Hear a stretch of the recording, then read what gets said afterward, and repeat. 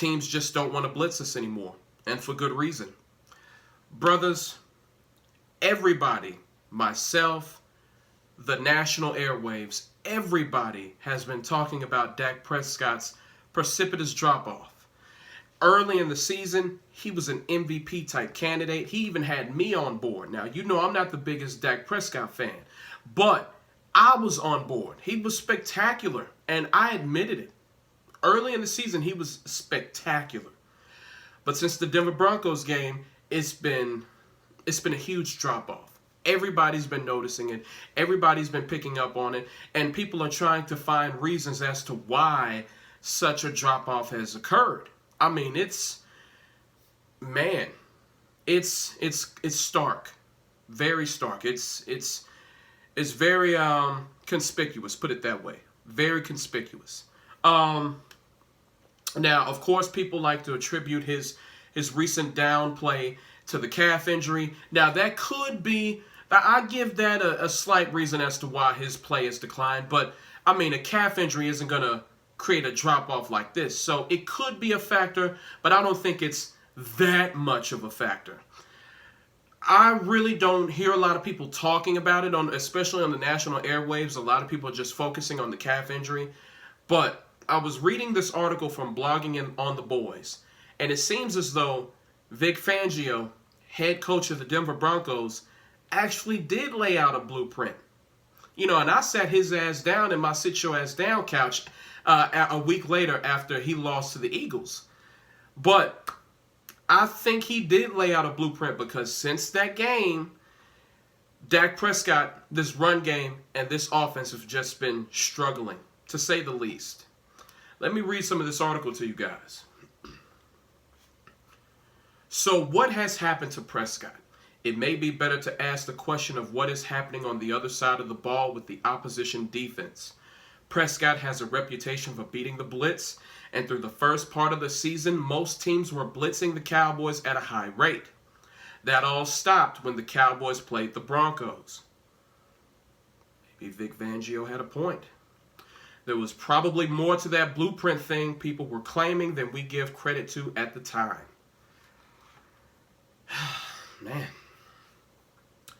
Teams look like they are satisfied with rushing 4, and sometimes they create pressure and sometimes they don't. But what they are doing is sitting back and letting the linebackers fill the holes if it's a run, or dropping into shallow zone coverage if they see pass. That may be one reason the running game has slowed. Teams are loading up the interior with linebacker safeties and using their ends to turn off tackle runs back inside. Using zone coverage in addition to not blitzing also seems to be a key factor. For whatever reason, this combination of defensive moves seem to have had a profound impact on the Cowboys' offense.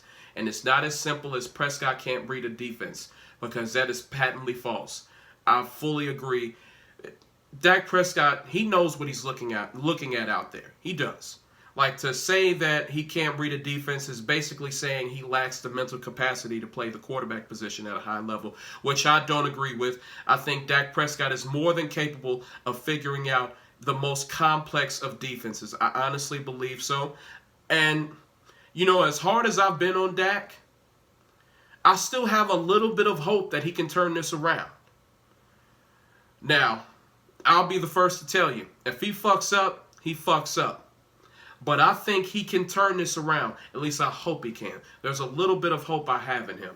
I hope he can get it together. I think he can. I really do think he can. I'm trying to convince myself that he can. Right now, I'm trying to convince myself. I don't know what's going to happen. Let's just see what happens. But let me finish reading this. But Prescott seems to work better when he's playing fast and processing his options quickly. When he takes in too much information, he can become hesitant or start trying to aim his throws. He is better at hitting guys who are moving instead of slowing up and finding holes in zone coverages. Yeah. So, basically, the NFL is a copycat league. Whenever they see something works, The NFL, other teams, they're just going to replicate it. They're going to do their best to try to replicate what the Denver Broncos did. Vic Fangio. And during that game, you guys remember when I was complaining about how they were getting, the Denver Broncos, they were getting home with rushing 3 down linemen, 4 down linemen. That's all they were really doing in that game, and they were getting home on us. Like this article said, sometimes it works, sometimes it doesn't. But all they were doing was rushing 3, rushing 4, and they were getting home on us. And part of the reason why they were getting home on us in that game was because this was something very unfamiliar to Dak up until that point. Dak has been facing a lot of blitzes, and of course he's too smart for that. He's going to beat that every single time. So when Denver came in, they were like, oh, okay, we're going to switch it up. We're going to change it up. And Dak Prescott and the Cowboys were so perplexed that the Denver Broncos were able to get home. They were able to cause pressure, cause havoc, wreak havoc with 3 and 4 down linemen. And the thing is, I will say this, Dak Prescott does have, and if you watch the games, if you notice, if you watch the film, watch the tape, he has a ton of time. Like, he really does. I know sometimes the protection can break down, but there are times where he has all day to throw. And he's trying to figure out, hey, this one is covered, this one is covered, this one is covered. Like, I want to run, but my calf is kind of hurt right now. If you put yourself in Dak's situation, you can kind of understand what he's going through right now. But the thing is, he's being paid, he's a $40 million a year quarterback. He's being paid to figure this out. I think he can, or at least I hope he can. Good quarterbacks to great quarterbacks, they figure these things out. They have a counter to the team's counter. If you get countered, you got to find a way to counter that team's counter. That's what Dak has to do. And we will go as far as Dak can take us. Listen, I love Micah Parsons. I think he's Defensive Rookie of the Year. I think he's Defensive Player of the Year. And do I think he has enough talent where he can take us to the Super Bowl himself? Maybe. Maybe he does. He's a positionless player.